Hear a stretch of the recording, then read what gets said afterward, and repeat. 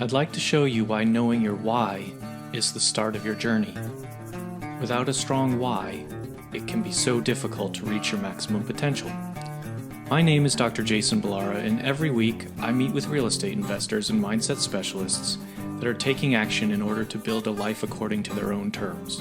We will break down what drives successful people and allows them to achieve at such a high level. If you are a professional wanting to break through, or simply someone that wants to hear an inspiring story, the Know Your Why podcast is made for you. Hi everyone, I'm Jason Balara and this is the Know Your Why podcast. Today I'm here with Ash Patel. Ash has left a 15-year-long corporate career and has been a full-time commercial real estate investor for over 10 years.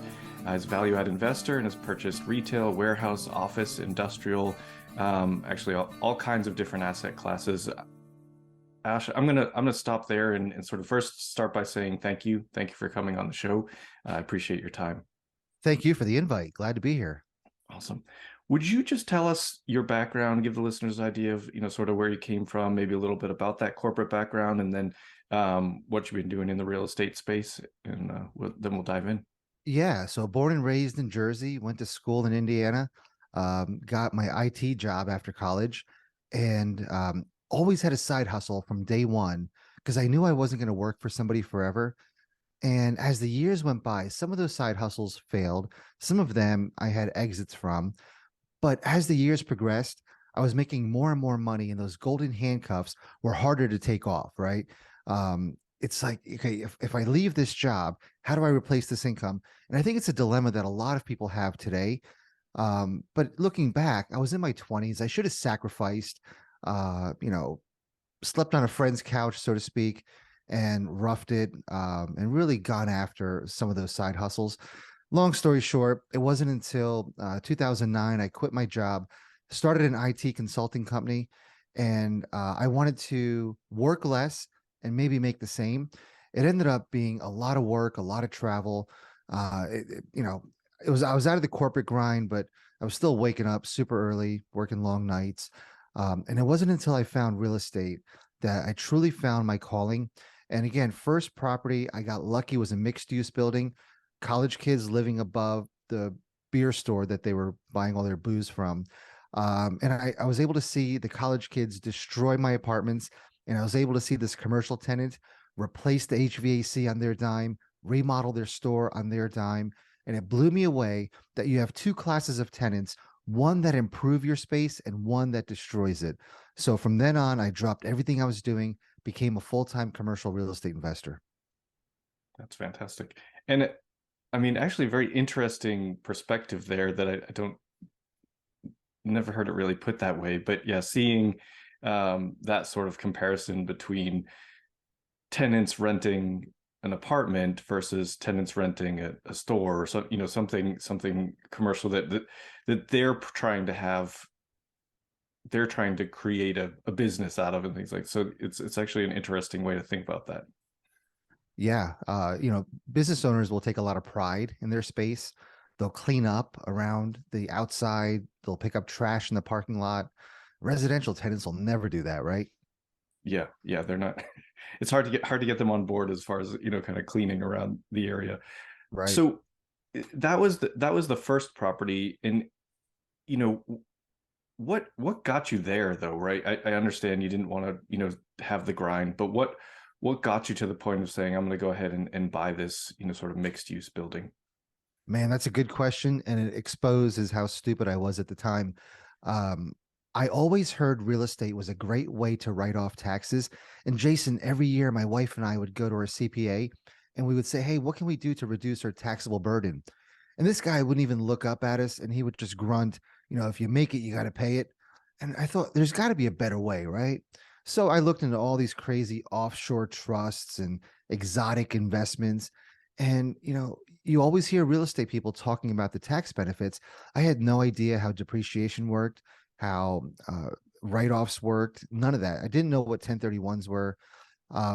So I figured, okay, real estate's the way to go. And again, I was a moron. I bought the building and had no idea what I was doing and learned it as I went.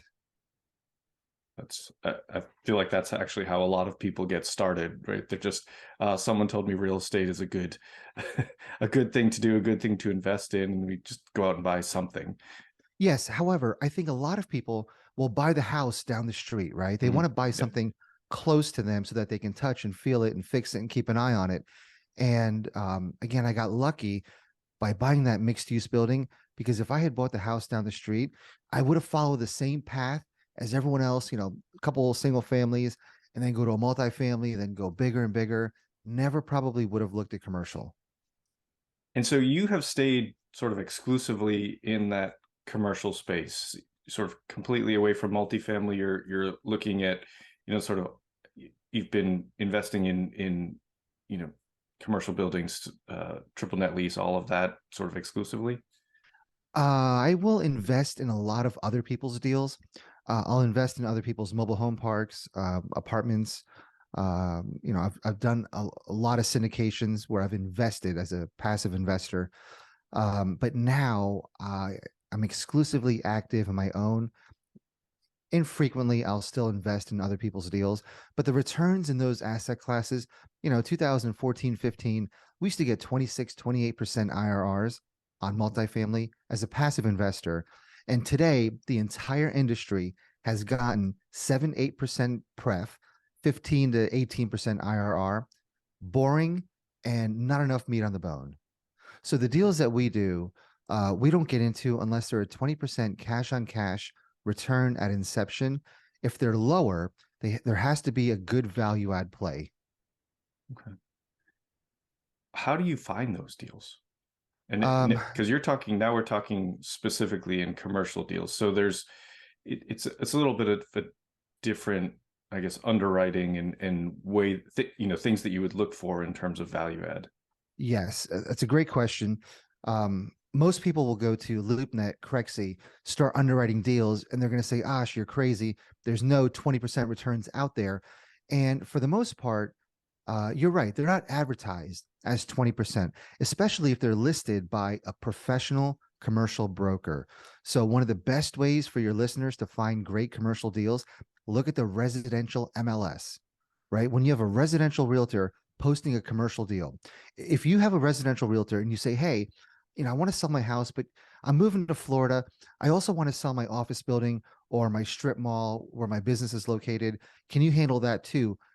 I think every single residential realtor would say, of course I can. And they'll figure it out because they want that exposure. They want to learn on the job, right? No fault of their own. But they often misprice it. So we constantly keep an eye on residential realtors listing commercial properties. That's one. Another one is mismarketed deals.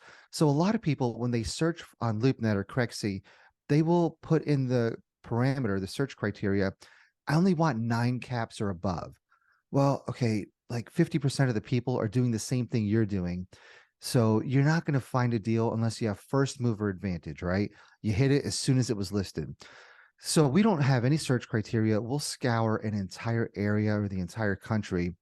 And when you see a 7 cap that most people would dismiss, dive into the details. We just bought a building in one of the suburbs of Atlanta, and it was advertised as a warehouse.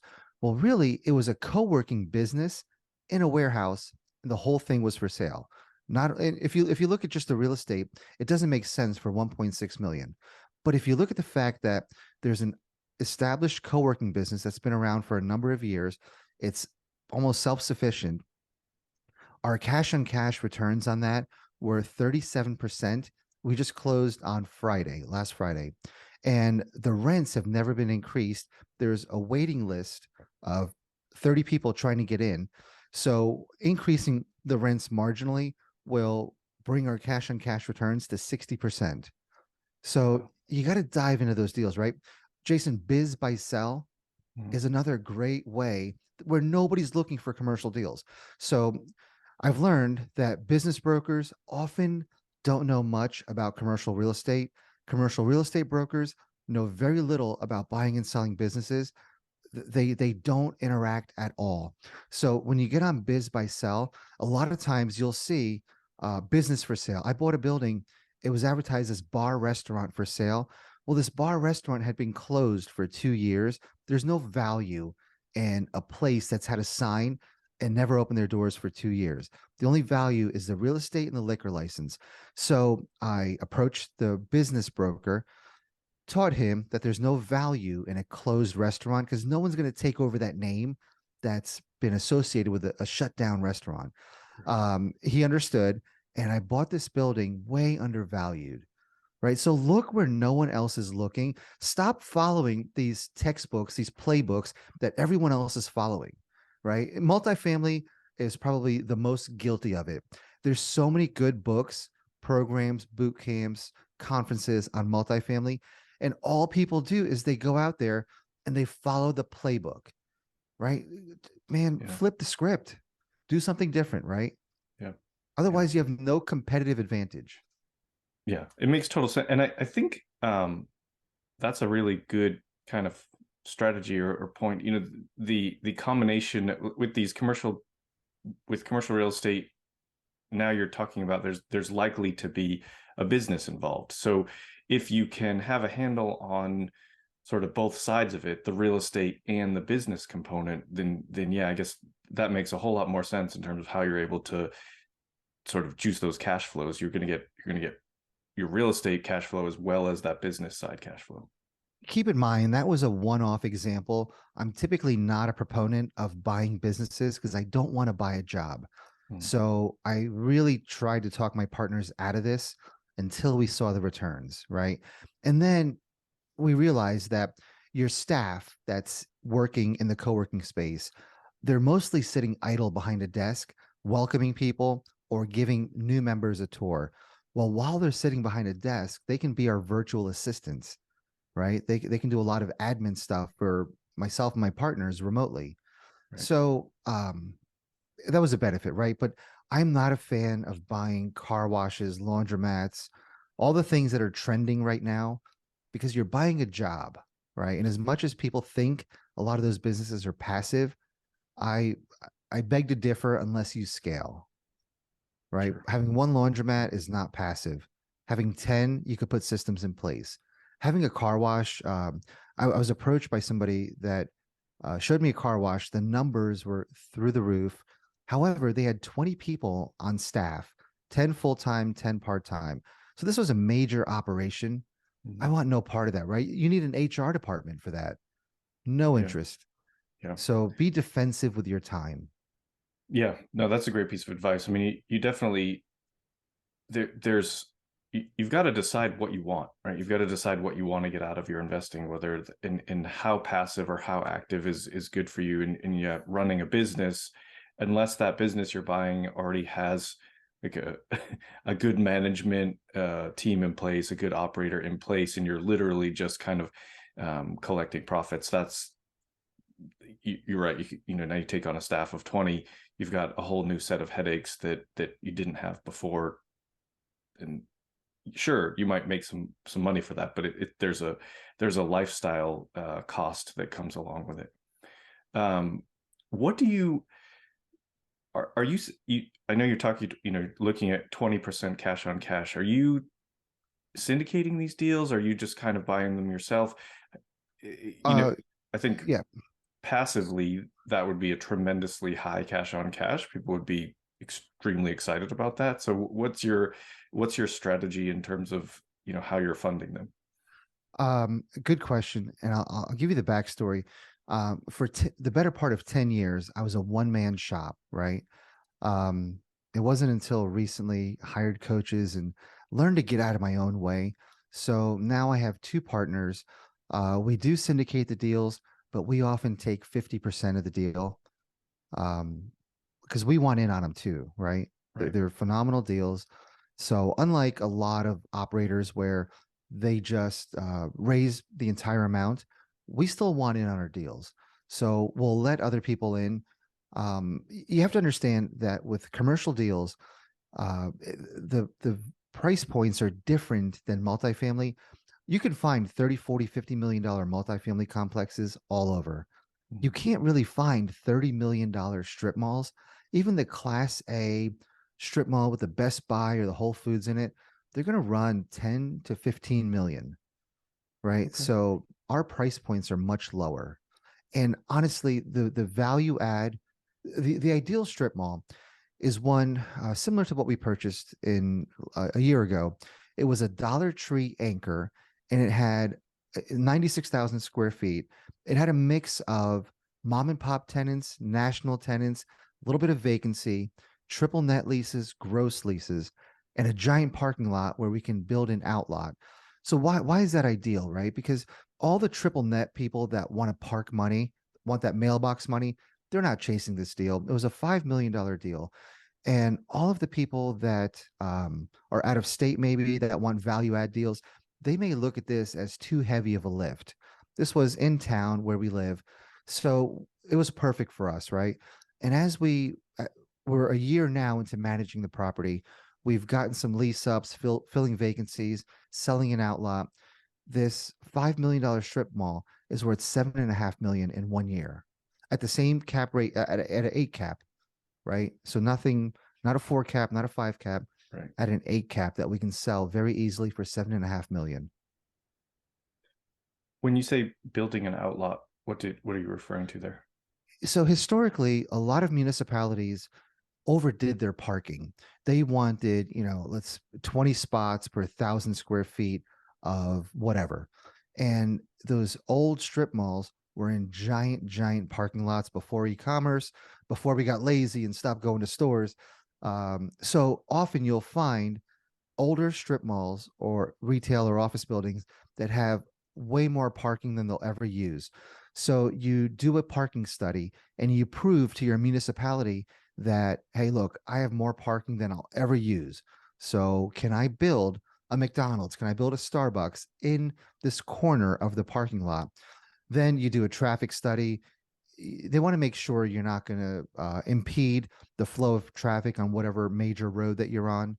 But you check off all your boxes and you get approval to section off a part of your parking lot. And now you've got a national company coming into your store or coming into your land. So you've increased the value of your property tremendously. And outlots are all the rage, right? There's literally malls where you know how big mall parking lots are. No one's going to the malls. So malls, while they're not demolishing them, they're going vacant, but they're using the parking lot to build new outdoor strip malls. Yeah. We've gotten lazy over the years, man. We don't want to go into the mall, park a mile away, and Right. walk, 30 stores away to go to the Apple store. Yeah. Yeah. No, that makes sense. It's a great strategy. I would assume that you've got to sort of figure out if that's a viable option before you buy, right? You're probably looking at those things as part of your due diligence. We didn't bank on this. It would have taken too long to get approval from the city, 30, 45 days of due diligence. We thought about it loosely, but it did not enter into our pro forma. Okay. Right. So it's one of those things that, hey, be great if it happens, but we're not banking on it. We don't need that to make the deal work. And by the way, that deal was 18% cash on cash at inception. And we offered our investors an 18% preferred return every year. But we flipped the script on the back end. Instead of the 70-30, it's a 30-70. We knew there's going to be so much upside in the back end. So the LPs get 30% of the upside, GPs get 70%. And again, I've got half the deal myself. Oh, that's great. This is one of my favorite things about real estate is it's just like every guest I talk to on podcasts, every person I meet, it's like people do. I love hearing about sort of new strategies, and it's not new, just it's maybe not talked about as much. You're right.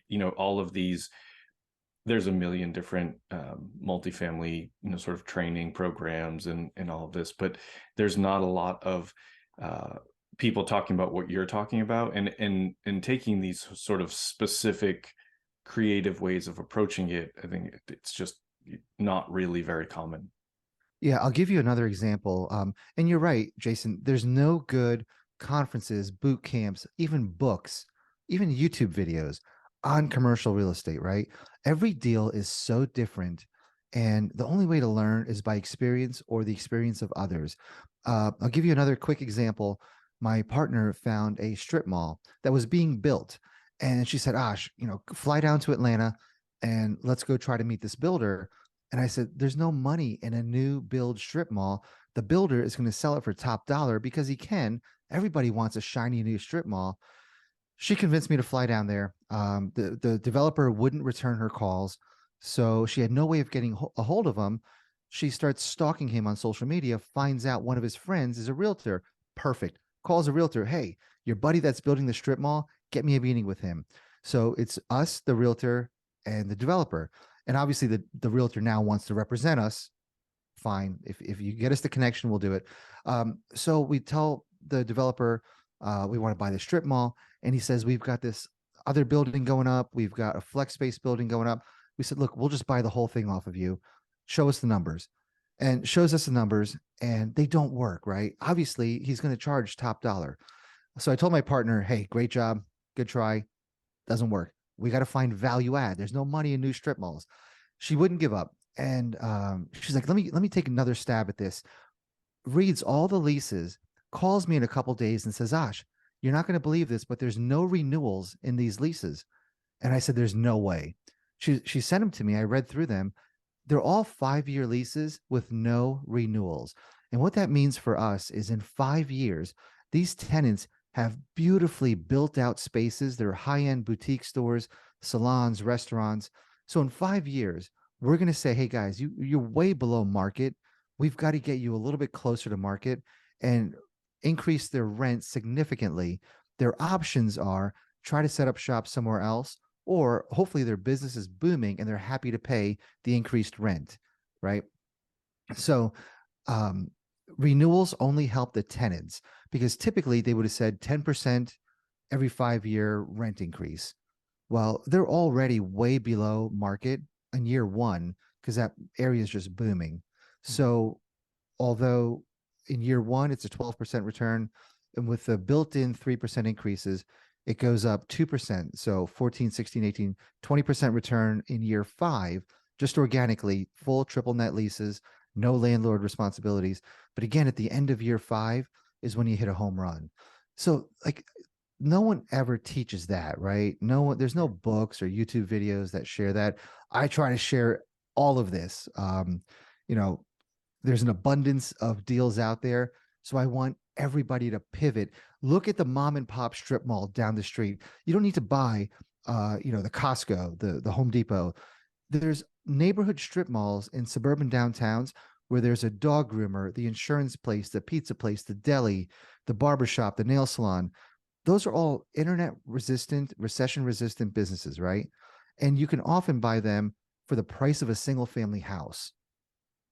And the returns are way higher. So Jason, I'm begging your audience to take the blinders off, pivot. We've got some economic headwinds coming. Look at other asset classes, right? Yeah. Yeah. I mean, I'm interested. I I drive around and see these things and I'm like, there's strip malls everywhere. There's these little, the 7-Eleven and a couple of other little stores in there that, certainly would be, I think, like you said, could be a great play. And it also seems it's kind of it's fun because everyone's a little bit different, right? You're going to have, like you said, you got to really look at those details and figure out in the example you just gave, oh, there's no renewals here. So we got to look at different ways to sort of, strike gold, if you will. Yeah. Another good example of that is our Dollar Tree strip mall. We got excited, right? We can build an outlot. And then we read through all of the leases. Dollar Tree sits in the center of this strip mall. They're the anchor. They have a sight line provision. And what that means is from their footprint to the road, that entire parking lot, like 2 parallel lines, you can't build or impede that in any way. So now we can't build a giant outlot. We're getting a Scooter's Coffee, which is inline dual drive-through coffee, right? Mhm. Starbucks has some of those slim locations. So, that's another variable that when you underwrite deals, you've got to look at every single detail. Yeah. Yeah. And that sounds, be creative. So no, not just saying, okay, they have these sightline restrictions. Now we're going to figure out a different way to, sort of put something smaller than you might have originally. Yeah, it's very interesting. You mentioned some of the ways that you find these deals at the beginning. You said look on the MLS, bids, buy, sell, like kind of all of that stuff. When you're talking about, you just said to the listeners, kind of, look around you at these. Do you go, sort of direct to seller in those instances? If someone's, driving around their neighborhood, sort of in a, I guess, driving for dollars type style, and they say that looks like a great strip mall for me to buy, a good starting point. Is that a strategy you suggest they utilize, sort of try to skip trace the owner or something like that? 100%. In the 10 years that I've been doing this, I've gotten one postcard that said, "Hey, would love to buy your building." It didn't say your property, didn't say your house. "I'd love to buy your building." So I knew it was somebody chasing commercial deals. One postcard in 10 years, over 10 years, right? For any residential property I own, weekly, my mailbox is stuffed with letters and postcards and text messages. Um, so yes, nobody's wholesaling commercial. And two, yes, driving for dollars. Whenever you see a for lease sign, that landlord or that owner has a pain point. Call them up. "Hey, I'm inquiring about your space. Tell me more about it. Can you tell me more about your building?" "Well, I'm actually an investor. I'd love to buy your building." They're going to get pissed and they're going to say, "Look, this is not for sale. It's for lease." "Awesome. Let me call you back in 2 weeks." And I've had this happen to me, right? Where when I got that postcard, um, I dismissed it. I was impressed, but dismissed it, threw it out. And then that night I went home and I'm like, that building really doesn't do much for me. It's just self-sustaining. I wouldn't mind getting the cash out of it. Had that person followed up with me in 2 weeks, I would have called them. They failed in the follow-up, right? So yes, the commercial people will be taken back because we don't get hit up like apartment people or residential people. But that follow-up 2 weeks later in the consistent follow-up is what will get deals done. No, that's great. Great. Makes total sense. And yeah, skip trace deals, right? Yeah. If there's something that you see that has some vacancy, overgrown grass, signage is in disrepair, tarp on the roof, by all means, skip trace it, take their problem off their hands. Yeah. If they're not, sort of actively maintaining and having it look nice, then it's probably a problem property for them. They probably don't really want that headache anymore. So you might be doing them a favor. Yes. Awesome. Ash, let's switch gears. I want to get to ask you the questions that I ask every guest. The first one, based on the name of the show being Know Your Why, what is your why? What drives you forward for bigger and bigger success? Initially, I thought it was the money, but then in my 20s, when I had all those side hustles, working a full-time job and working every night and weekend, there was money coming in, but it didn't motivate me. So I realized it wasn't money that motivates me. And then it was time freedom. And that's a real thing. But I work 14, 18, sometimes 20-hour days. So it's not really time freedom. It's honestly, I love what I do, right? If I hit the lottery, I would still do this. I would just, I don't know, maybe buy bigger, become lazier in my underwriting, not care as much about the returns. But I would never stop doing this, right? And I also mentor a lot of people, and that's the most fulfilling thing. So really just loving what you're doing, right? And for all your listeners, man, find something you love doing. Jason, I used to hate waking up to go to my 9 to 5, like dreaded my commutes to work. And now if I can't sleep, I'll come downstairs to my office and work. Weekends, like I want to work a little bit. Yeah. It's hard to just kind of, I guess, put it down sometimes if you're passionate about it, which I guess, people say if you love what you do, if you love your work, it's not work anymore. So that makes sense. As dumb as it sounds, that is true. Yeah. Just sort of an aside question based on what you just mentioned that I did want to ask. You talked about, if you had won the lottery, you'd be lazy in your underwriting, but I'd imagine that underwriting for these types of deals is a little bit challenging. It's not going to be like a multifamily deal where you're just like, these are my different apartment types, my different layouts. I plug that in. Here are my expenses. So what did you develop your own program? What do you do, sort of use for underwriting? You're just kind of going through and again, getting sort of creative with each of these deals. How are you doing that? That's a great question. And the answer may surprise you. It's literally napkin math, right? A lot of people that I work with that come from the multifamily world, they have intricate spreadsheets with dozens of different sheets contained within them. And if our deals don't work on napkin math, the deal is not good enough for us. There's not enough meat on the bone. So a strip mall, a lot of places that we buy, we honestly don't care about roof or mechanicals. If we do an inspection, great. We had a call from a roofer saying, "Hey, do you want just a visual inspection? I'll get up on a ladder and take a peek, or do you want me to core drill these flat roofs and give you a detailed report?" And I said, "Just take a look at it. And while you're up there, like, tell me how old you think the HVAC units are." And as dumb as that sounds, there better be enough meat on the bone where if you have to replace a couple commercial HVAC units, 30 grand a piece, it shouldn't kill your deal, right? So honestly, a very simple pro forma. If the numbers aren't through the roof, move on. If you can't get the numbers to come up significantly through your value add, move on. Okay. Yeah, that makes sense. Apartment people have to walk every single unit. They have to look under every single sink, look at all the pipes, because they're on such thin margins. We're the opposite, right? We don't care. We've bought properties sight unseen, never looked at them. The numbers were through the roof. Again, residential realtors listing them. So we didn't care about the condition of the roof. We can Google map the parking lot, even though it's a couple years old, kind of gauge the roof and parking lot, and good enough for us. Yeah. Yeah. Well, yeah, I guess if you're looking at these, phenomenal returns, a little bit in one direction probably isn't a huge deal. And the other thing I think that probably makes a big difference is that if these are mainly triple net leases, you don't really have to factor your expenses for each unit into it because that's kind of on that tenant. So you're really just looking at what's their rent, what do I pay for my debt service, and maybe some other contingency money in there too. Yeah, Jason, let me make sure that I'm being real here. They're not all triple net leases, right? These Right. mom and pop strip malls will never be triple net leases. They often don't even know what a triple net lease is. And if you try to put them in one and you give them a CAM reconciliation at the end of the year, they're going to be like, "Look, I pay rent. What is this extra money I owe you?" Yeah. So they're not all triple net.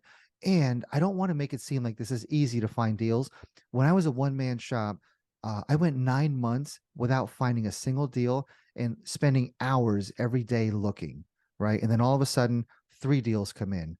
Now I've got a staff of people. I've got great partners that are all helping find deals. So it's not as I'm not trying to make this sound easy. I'm really not, right?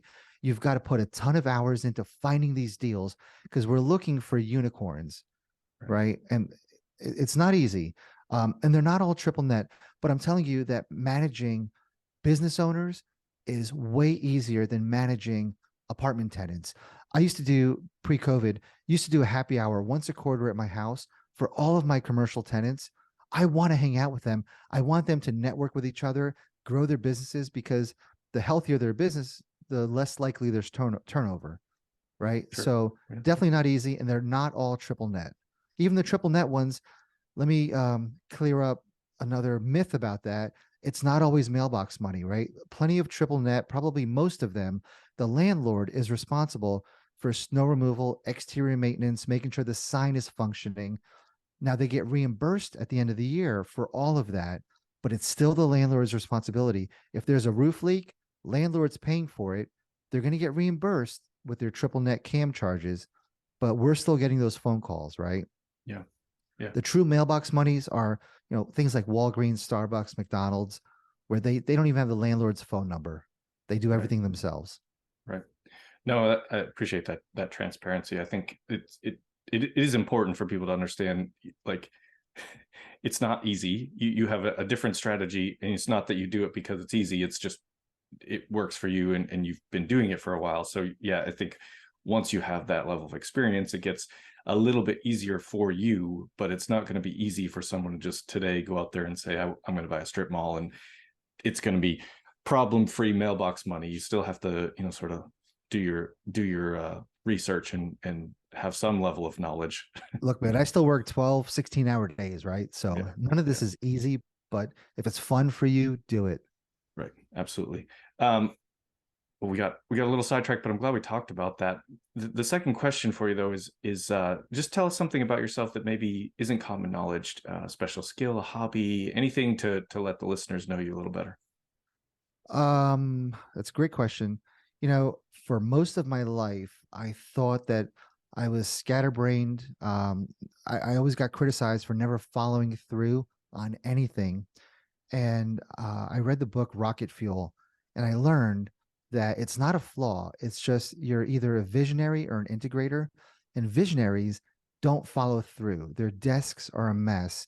They get a bunch of different ideas. They start different things, but they need to be paired up with an integrator to really accomplish big things, right? So now I've got multiple integrators around me. But look, I'm 47 years old, man. And I think I discovered this at 45, that it's not a character flaw. It's just an attribute you got to work with. Yeah. Yeah. Well, yeah, you got to know yourself, right? That's, Yeah. I talk a lot about on this podcast about knowing your investment, what your investment thesis is, what you're trying to get out of it. But maybe probably more importantly, you need to know yourself. You need to know what That's a great perspective. You're right. Your strength, for, like you said, are you a visionary or you integrator, and find whatever that other, sort of complementary personality type to will really make, it's the book title of Rocket Fuel. It'll make things take off for you. So Yeah, man, that's you're cool. way smarter than I am. Good for you. No. I think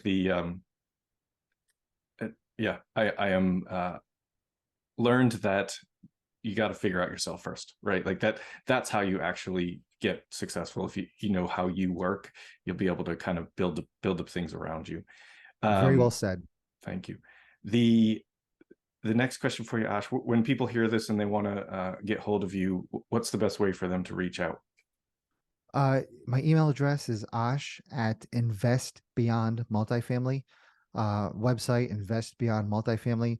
Ash Patel, Cincinnati. I'm on LinkedIn, Facebook, Bigger Pockets. I answer everybody's messages personally. Right. I'm easy to get a hold of. Yeah. Also a host of a fairly big podcast yourself, so they can hear you on the Best Ever podcast. Yes, I'm just the host. I'm not affiliated with the company other than good friends with Joe, but yeah, I'm lucky enough to be one of the hosts. That's very cool. And so final question for you. What piece of advice would you give to someone who is starting out, just, kind of trying to make their way into real estate, and they don't know, they're in that analysis paralysis phase? Get a mentor, but learn how to do that the right way. I had a kid that was 27 years old come up to me. He emailed me and he said, "Hey, I just want to get in front of you. I found your favorite restaurants by stalking you on social media." He didn't say that, but he's like, I think these are some restaurants you like. Sent me 3 of them. Happy to meet you at any one of them whenever you want. And I'm like, look, we're away out of town this weekend. You're more than welcome to come out. It's a little lake house that we have. Like, you're more than welcome to drive if you want to come out here. This kid drives all the way out there. And when he comes out, all he does is ask me what he could do for me. What are my pain points? What are my bottlenecks? And, this goes on for an hour. And finally, I'm like, stop, you're here for a reason. What can I do for you? He's like, I just wanted to get in front of you. And I'm like, come on, man. Like, tell me what you do. I had to extract it out of him that he was a pharmacist that quit his job to become a residential wholesaler, and he wanted to learn commercial, but he wouldn't outwardly tell me that or ask for help. And every step of the way, all he did was add value. So now he's one of our biggest deal finders, just turned 30, and has made just in 1 year alone from finding 2 deals, $500,000. Now, it's not cash, it's equity, right? Equity doesn't pay your bills, and he's going to get it a year, years down the road. But at 30, he put the time in. He approached the mentorship from a perspective of giving, and that's how you got to do it, right? But man, I had so many opportunities where I should have had mentors. All those businesses that I had, I should have gone to SCORE, Service Corps of Retired Entrepreneurs, free program where I could have gotten help, could have gotten mentors. I think I was too insecure and too afraid that someone would tell me what I was doing was all wrong. Didn't have enough confidence myself to ask for help. And it wasn't until 2020 that I hired coaches and started becoming just a little bit more comfortable asking for help. Still a huge struggle, don't know why, but I'm begging your audience, man, find a mentor, ask for help. Don't be a leech on their time. Make sure you're adding value, but get help. It shortens the learning curve.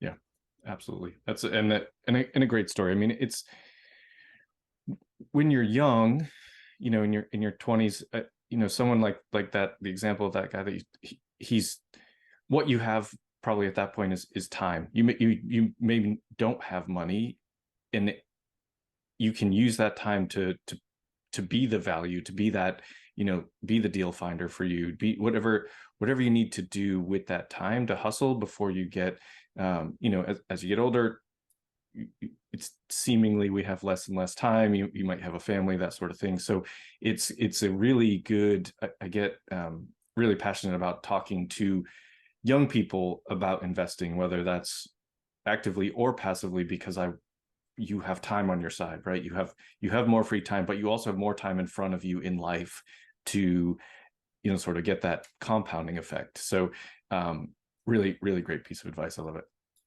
Thank you. Can I plug a mastermind that I have? Please do.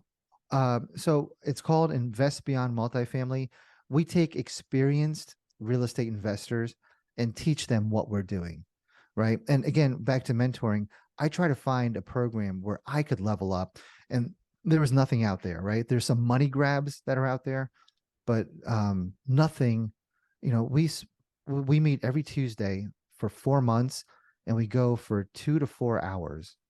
And it's all me teaching the class. It's not pre-recorded videos.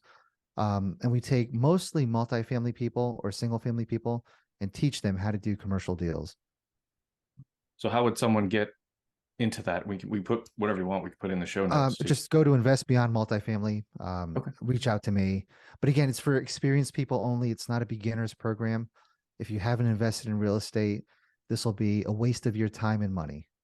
Okay, great. Yeah, we'll put that in there, and I'm interested. That's very cool.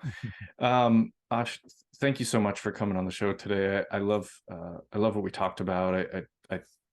We really haven't had this conversation on any of my other episodes, so very cool. I think you're right. There's not a lot of people doing this, and there's certainly not a lot of information available to someone who might want to get started. So I think your mastermind could be super valuable.